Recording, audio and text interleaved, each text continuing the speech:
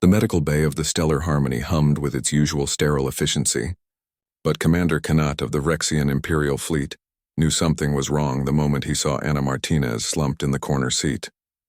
The human liaison officer sat with her shoulders hunched forward, arms wrapped around her torso in a posture he'd learned to recognize after 3 years of serving alongside humans.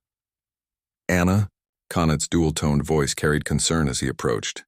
His crystalline exoskeleton caught the overhead lights, casting prismatic reflections across the white walls. She looked up, and for just a microsecond, Kanat saw something raw and broken in those brown eyes before she reconstructed her mask. "Hey, Commander. I'm fine. Just waiting for my physical clearance." Fine. That human word that meant everything except its literal definition. Kanat's sensory appendages detected the microscopic tremor in her hands, the elevated respiratory rate, the way she flinched when Medical Officer Thross walked past too quickly. His species had evolved to read electromagnetic fields and body language with precision, survival traits from their prey animal ancestors. What he read from Ana now made his protective instincts flare hot and urgent. "You are not fine," Kanat said simply, lowering himself to her eye level despite his towering 3-meter frame. "What happened on the Keldrith station?" Ana's laugh came out brittle. "Nothing I couldn't handle.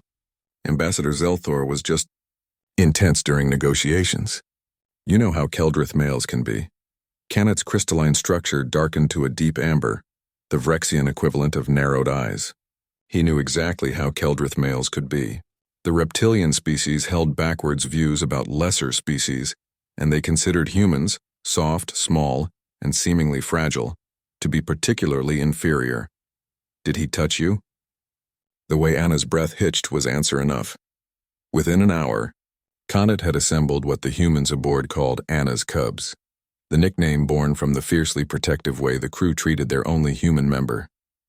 In the war room stood Lieutenant Pix, a Fenari scout whose species resembled Earth's foxes. Engineer Cross, a massive Turog with 4 arms and unshakable loyalty. Dr. Zila, a Sylvian medic whose empathic abilities made her invaluable. And Captain Drest, a battle-scarred Korthan who'd served with humans during the Terminus War. "Ana has been harmed," Kanat announced without preamble. "Ambassador Zelthor of the Keldrith delegation violated diplomatic protocols and," his voice hardened, "assaulted our liaison during negotiations."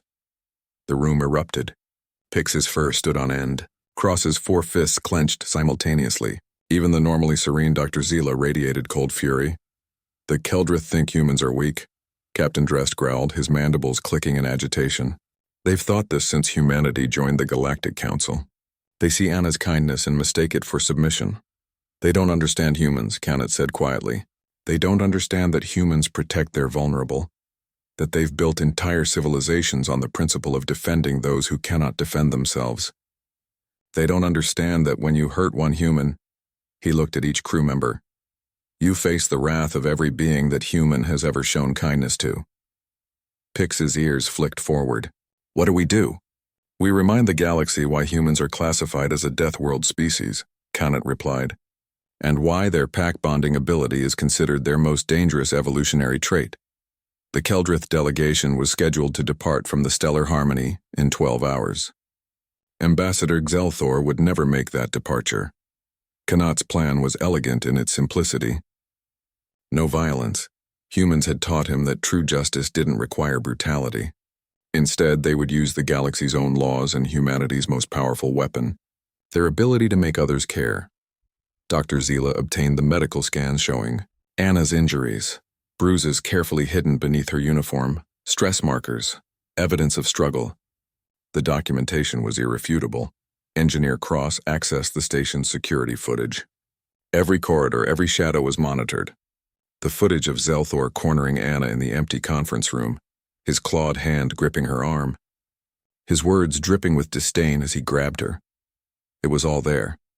Lieutenant Pix, with her skills in information networks, ensured that every ambassador, every council member, every news outlet across 3 sectors received the evidence simultaneously. Humans called it going viral. Captain Drest filed formal charges with the Galactic Council, invoking the sapient rights accords that humans had championed when they first joined Galactic Society, laws that the older species had initially mocked as soft and Idealistic. But Kanat did something more. He recorded a testimony, and he spoke not as a commander but as Anna's friend. 3 years ago, Anna Martinez saved my life, he told the camera. My ship was damaged, my crew dying, and we drifted into human-controlled space. The Terran fleet could have left us, we were their recent enemies. Instead, Anna spent 48 hours without sleep, coordinating our rescue, arguing with her own superiors to divert resources to save a Vrexian crew. His structure brightened with remembered emotion. She taught me what humans call compassion. She taught me that strength isn't about domination, it's about protection. Ambassador Zelthor hurt someone who has spent her entire career building bridges between species, and in doing so he has dishonored not just Anna, but every being she has ever helped. He leaned closer to the recorder. Humans have a saying, mess with the cub, face the pack. Ambassador, you have hurt our cub. Now you face her pack. Ambassador Zelthor's career ended in disgrace. The Keldrith government, facing galactic censure and economic sanctions, recalled him in shame. The Galactic Council, swayed by the testimony of dozens of species Anna had helped, unanimously stripped him of his diplomatic status. But more importantly, it sparked a movement. Across the galaxy, beings began sharing their stories of humans who had helped them, protected them, shown them unexpected kindness. The narrative shifted. Humans weren't weak. They were strong enough to be gentle, brave enough to be vulnerable. Anna stood in the observation deck watching the stars when Kanat found her. This time her posture was straighter, her breathing even. Thank you, she said softly. All of you. I didn't think anyone would care enough to— Anna, Kanat interrupted gently, his structure glowing warm gold. You have spent years making us care about each other. Did you truly think we wouldn't care about you? She smiled then, genuine and bright, and Kanat understood why humans were becoming the galaxy's most beloved species. Not because they were warriors, though they were. Not because they were clever, though they were that too.